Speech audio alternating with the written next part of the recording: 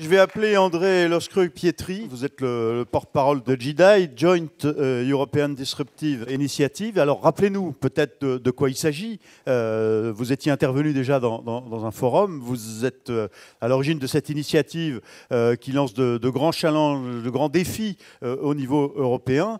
Quelle est votre originalité, les sujets sur lesquels vous travaillez aujourd'hui, en tout cas les sujets que vous pensez être ceux de demain pour l'Europe et pour nous, et quels sont les défis du coup institutionnels à votre avis qu'on doit relever pour être dans la course toujours? Alors, merci beaucoup de votre accueil. Merci à Romain et à l'équipe de RM Conseil de m'inviter. Effectivement, moi j'ai vu aussi énormément de progrès. J'avais été invité à la première édition.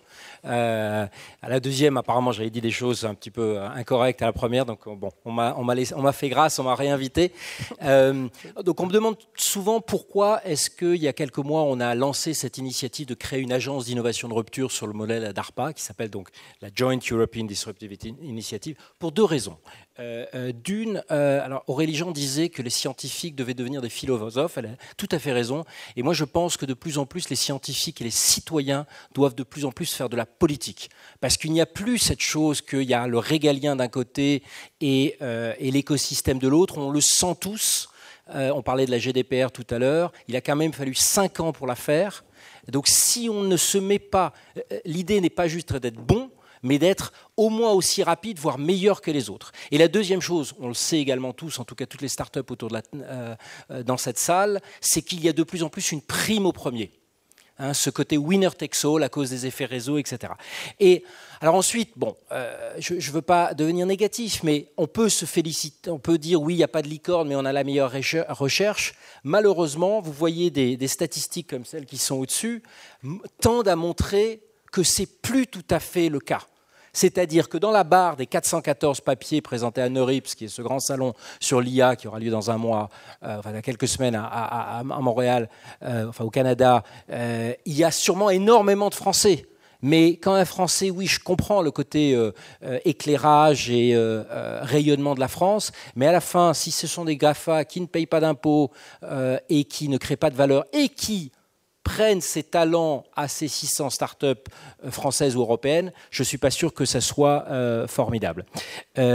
L'autre chose qui est évidemment ce qu'on connaît tous, c'est ce montant de la donnée. Et monsieur, justement, qui représentait un syndicat, je pense que vous avez tout à fait raison. Moi, ce qui me fait peur, c'est que de plus en plus, il y a ce côté très élitiste de l'IA.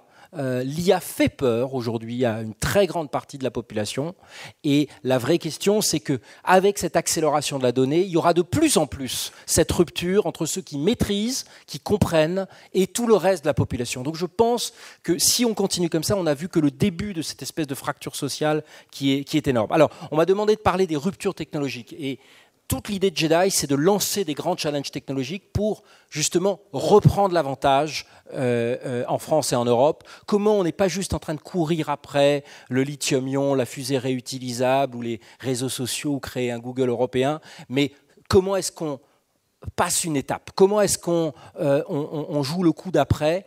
Et moi, j'ai envie de dire, au lieu de AI for Humanity, c'est comment est-ce qu'on fait justement Humanity Inside? Parce qu'on ne va pas plaquer de l'IA au reste du monde. Mais comment est-ce qu'on utilise ça, pas juste pour être les leaders mondiaux de l'éthique? Est-ce que certains d'entre vous connaissent Gareth Williams?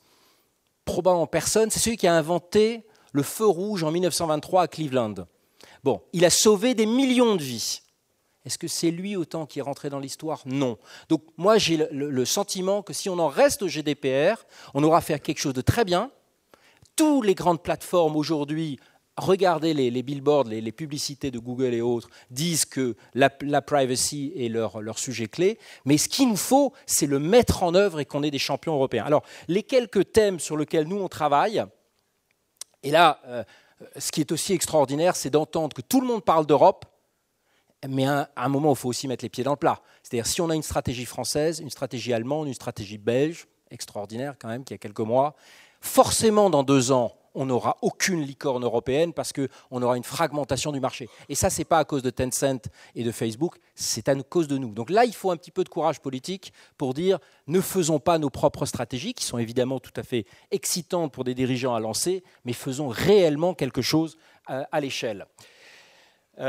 Donc les sujets sur lesquels nous on travaille, c'est intéressant parce que ça résonne avec beaucoup de choses qui ont été faites. Le IA Zero Knowledge.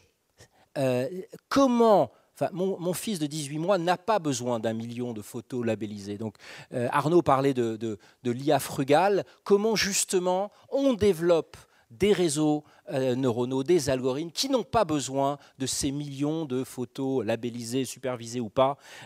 Accessoirement, ça éviterait les biais, puisque tout ce sujet des biais vient du fait que la corruption vient de bases de données dans lesquelles ces biais existaient. La deuxième chose, c'est, je crois, la personne de Intel qui disait ça, qui insistait beaucoup sur le côté federated learning, ce qu'on appelle nous l'IA distribuée. Est-ce qu'on peut imaginer, par exemple, un sujet de reconnaissance faciale ?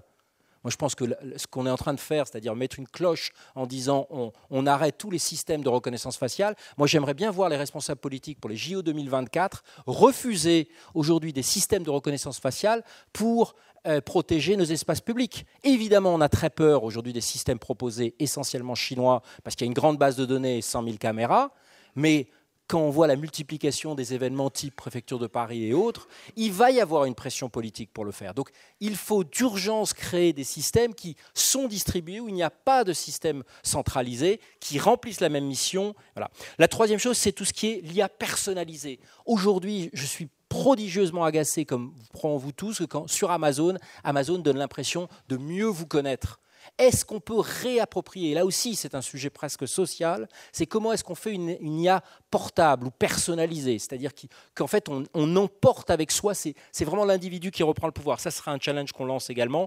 La quatrième chose, je crois que ça a été cité également précédemment, c'est tout ce qui est le sujet de la cryptologie homomorphique, c'est-à-dire est-ce qu'on peut créer des avatars de bases de données qui gardent les mêmes structures, où on ne peut pas faire du reverse engineering et revenir sur la donnée personnelle, mais où on peut quand même entraîner nos algorithmes. Juste un point, si vous permettez. Comment on aide JEDI Il y a deux manières d'aider.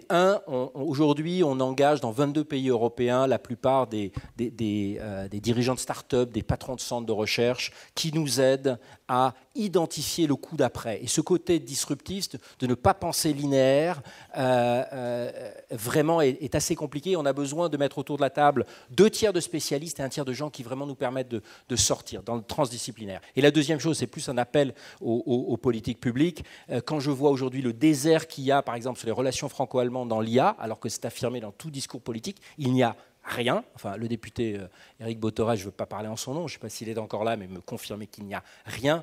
Voilà un projet sur lequel il conviendrait de dire on a nos initiatives nationales, européennes, tentons le coup avec une espèce de co-construction avec la société civile, et c'est ce qu'on essaye de faire de manière totalement non-profit. On a été incapable sur un sujet comme les deepfakes, qui va probablement polluer toutes nos élections à venir et notre débat public, de trouver le moindre euro, et c'est quand même fou que ce soit des fondations privées qui soient obligés de financer le challenge JEDI. C'est bien entendu, et vous voyez bien qu'à défaut de l'avoir inventé, on utilise le feu vert chez RM Conseil, c'est-à-dire que pour ceux qui veulent parler différemment et qui ne sont pas forcément dans ce que vous appelez le politiquement correct, tout est libre ici et les questions l'ont montré. Merci pour cette intervention.